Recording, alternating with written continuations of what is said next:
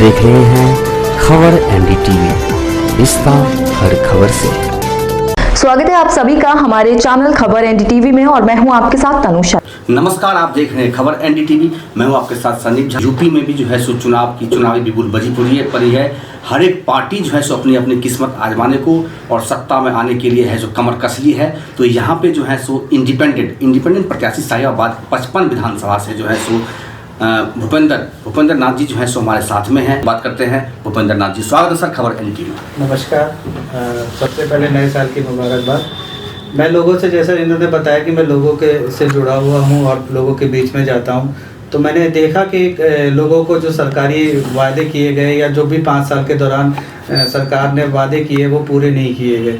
साथ ही जो कोरोना काल के दौरान लोगों को बेड के लिए हॉस्पिटल में बेड होने के बावजूद बेड नहीं मिले या शमशानों में जगह नहीं मिली, उसके बाद मरने के बाद भी सुप्रीम कोर्ट तक को ये टिप्पणी करनी पड़ेगी लोगों को जो भी उनके हिस्से का बेनिफिट है वो मिलना चाहिए, वो नहीं मिला। जबकि कहा गया कि प्रचार प्रसार किया जाए, लोगों के बीच में जाके उनको ऑनलाइन माध्यम से फार्म उपलब्ध कराए जाए, लेकिन इन सब के बावजूद भी केंद्र में भी बीजेपी की सरकार, लोकल यूपी में भी बीजेपी की सरकार और सारे पार्षद भी बीजेपी के होने के बावजूद भी किसी भी प्रकार का फायदा इस तरीके का लोगों तक नहीं पहुंचाया गया। मतलब आपका कहना है कि भाजपा जो है सो सिर्फ सुर्खियों में रहना पसंद करती है, सुर्खियों में विज्ञापनों में रहना पसंद करती है। मैं इसमें खाली भाजपा मैं कह रहा हूँ कि इसमें खाली भाजपा की बात नहीं है, लगभग सभी पार्टियां ऐसा ही करती हैं। जब वो आती हैं बड़े बड़े बातें करती हैं और उसके बाद जो है, इसीलिए मैं पार्टी के नाम पे चुनाव न लड़के इंडिपेंडेंटली ही लड़ना। जिस तरह से आप चुनावी मैदान में आए हैं और चर्चा विषय बन गया है कि भूपेंद्र नाथ जी चुनावी मैदान में है,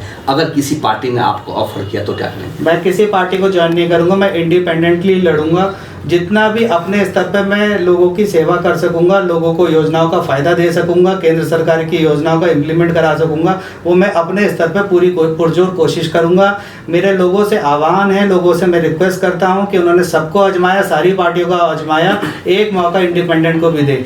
सब लोगों का ये कहना रहता है अक्सर कि कोई खड़ा नहीं होता, विपक्ष में कौन? मैं कहता हूँ विपक्ष में मैं हूँ, मैं भूपेंद्र नाथ हूँ, मुझे एक मौका दीजिए, मैं करके दिखाऊंगा।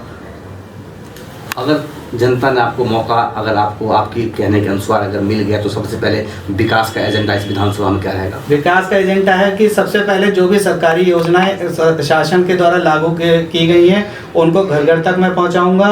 अगर कोरोना जैसी समस्या दोबारा आएगी, 4 हेल्पलाइन सेंटर चारों क्षेत्रों में, वैशाली, वसुंधरा, इंदिरापुरम और साहिबाबाद क्षेत्र में बनाऊंगा। उन क्षेत्रों के माध्यम से सारे हॉस्पिटलों में बेडों की व्यवस्था और ब्लड बैंक के साथ कनेक्टिविटी, ये सब करके मेरे अपने नुमाइंदों के जरिए और पब्लिक गैदरिंग के जरिए मैं लोगों तक पहुंचाने की सारी कोशिशें करूंगा, ताकि वो स्थिति पैदा ना हो जो पूर्व में हुई। कांग्रेस की अभी जस्ट जो प्रेस कॉन्फ्रेंस हुई है, राष्ट्रीय अध्यक्ष ने क्या नाम है, आपको प्रेस कॉन्फ्रेंस किया है, उन्होंने कई घोषणा भी कहा है, जो कि माननीय जो उनके जो आला कमान है तो उन्होंने कहा है कि मतलब जो सिलेंडर हैं गैस, वो जो है सो महिलाओं को जो है सो हमारी सरकार बनती है। विभिन्न तरह की मुद्दा की चर्चा हुई, उसमें एक सिलेंडर भी आया कि 3 सिलेंडर हम देंगे। उस पर हमने उनसे जिक्र भी किया कि अगर एक सिलेंडर, वो उज्ज्वल योजना, अभी भाजपा ने उज्ज्वल योजना दिया, वो एक सिलेंडर तो दिया, लेकिन वो सिलेंडर जो है सो सिलेंडर तो है, लेकिन उसमें गैस नहीं है, फिर नहीं है। वो गैस सिलेंडर कहाँ है? तो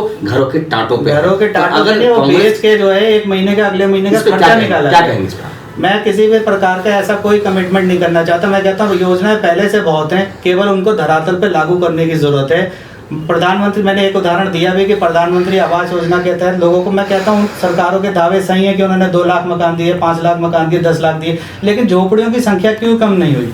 क्यों नहीं ये कोशिश की गई कि जिस आदमी को मकान मिल गया उसको जो है मेन स्ट्रीम में जोड़ा जाए, उसके बच्चों को शिक्षा दी जाए। इतनी सारी योजना, EWS कैटेगरी में लोगों के एडमिशन होते हैं, लेकिन कोई स्कूल एडमिशन नहीं लेता।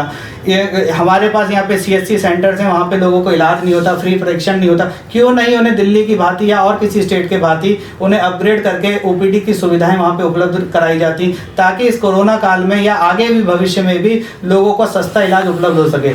ये केवल एक, सरकार के पास सब कुछ है, सरकार ने सब कुछ वादे भी बहुत सब सारी गवर्नमेंट करती है, सारी पार्टियां करती हैं, लेकिन धरातल पे उनके लिए कोई कोशिश नहीं करता। मेरा आज भी मानना यह है कि यदि लोगों को रोजगार मिल जाए तो किसी भी प्रकार के फ्री सामान की जरूरत भारतीय पब्लिक को नहीं है। इसीलिए मैं अपने पुरजोर कोशिश करके हर हाल में यहाँ पे, जबकि दिल्ली एनसीआर में सबसे करीब है, मैं पूरी कोशिश करूंगा कि रोजगार मेलों का यहाँ आयोजन करवाऊं।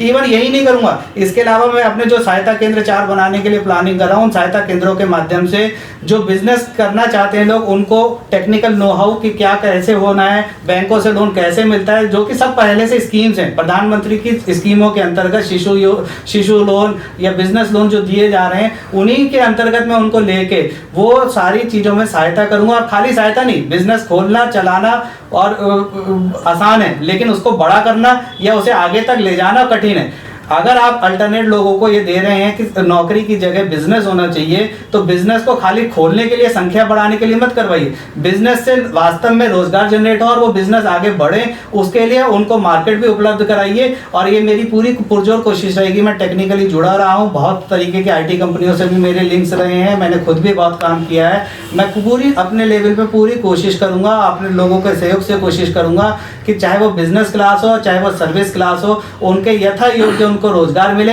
यदि उन्हें यथा योग्य रोजगार मिलेगा तो एक परिवार को रोजगार मिलने पे उन्हें किसी प्रकार के फ्री सिलेंडर की, फ्री मकानों की जरूरत नहीं है। वो खुद में सक्षम होंगे। सरकारों को अपने सोचने के तरीके में बदलाव लाने की जरूरत है। अभी के लिए बस इतना ही। ऐसी खबरों के लिए बने रहे हमारे चैनल खबर NDTV के साथ।